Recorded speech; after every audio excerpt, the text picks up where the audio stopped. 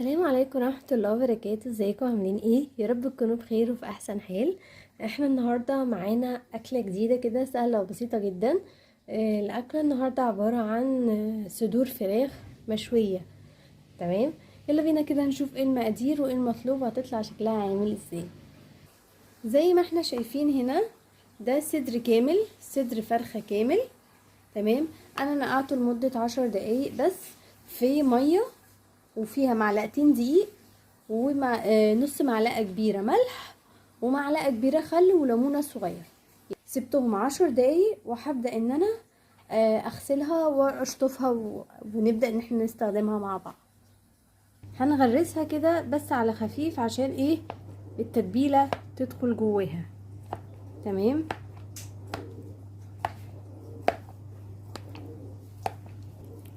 بس كده اعتقد كويس جدا، مش محتاجة اكتر من كده. هنبدأ نحط التتبيلة معانا. اول حاجة دي مية بصل، بصلايه كده، نص معلقة جنزبيل او يعني نص معلقة كبيرة او معلقة صغيرة. برضو الكاري هنحط حوالي نص معلقة، نص معلقة صغيرة. خل معلقة كبيرة. الثوم معلقة صغيرة. الملح طبعا بيبقى حسب الرغبة.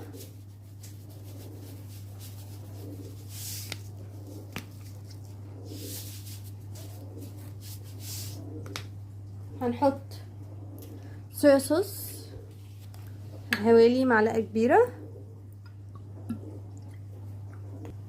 وهنحط معلقة صغيرة بابريكا. طبعا نسينا الفلفل الاسود. الصوص المشاوي معلقة صغيرة.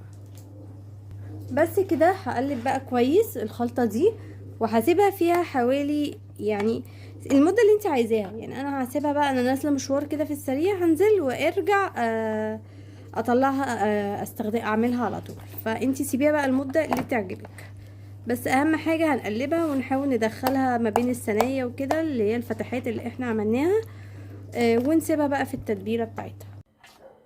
ورجعنا لكم تاني ويلا بينا نبدأ نعمل الفراخ.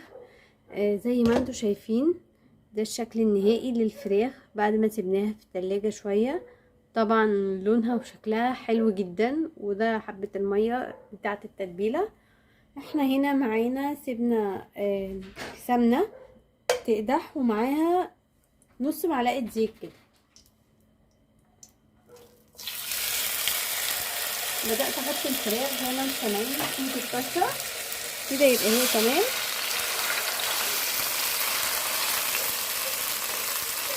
هفضل اقلبها كل شويه لغايه ما تاخد لون معايا. النار طبعا هي متوسطه، مش هاديه قوي.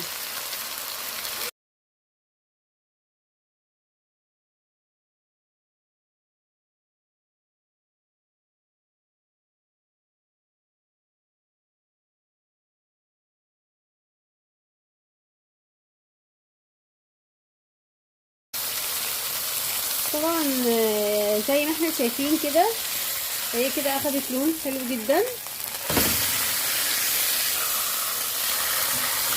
من الناحيتين. فهنبدا نضيف اللي هي ميه التتبيله معاها، اللي هما كانوا اوريدي موجودين معاها.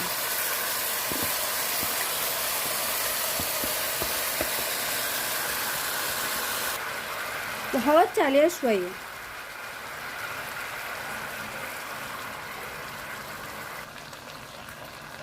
طبعا زي ما احنا شايفين كده هي اتشربت تقريبا معظم التتبيله، اللي متبقي حبه صغيره خالص. فانا هحط عليها نص كوبايه ميه مغليه.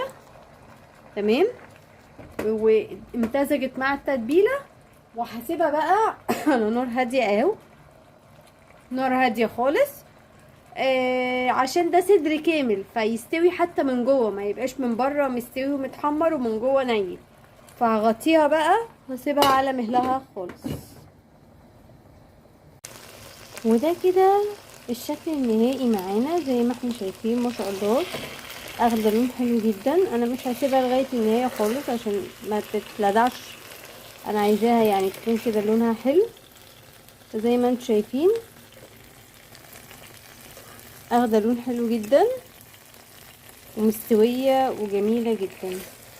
طبعا هنسيبها بقى في طبق على جنب لغايه ما تبرد ونقطعها زي ما احنا عايزين. اهو كده طلعناها وحطيناها في طبق. طبعا شايفين لونها حلو جدا، وكمان في صوص اللي تحت، في ناس بتحب تحطه على الرز او كده، وحتى لو انا بسيبه فيها برضو تشرب منه شوية.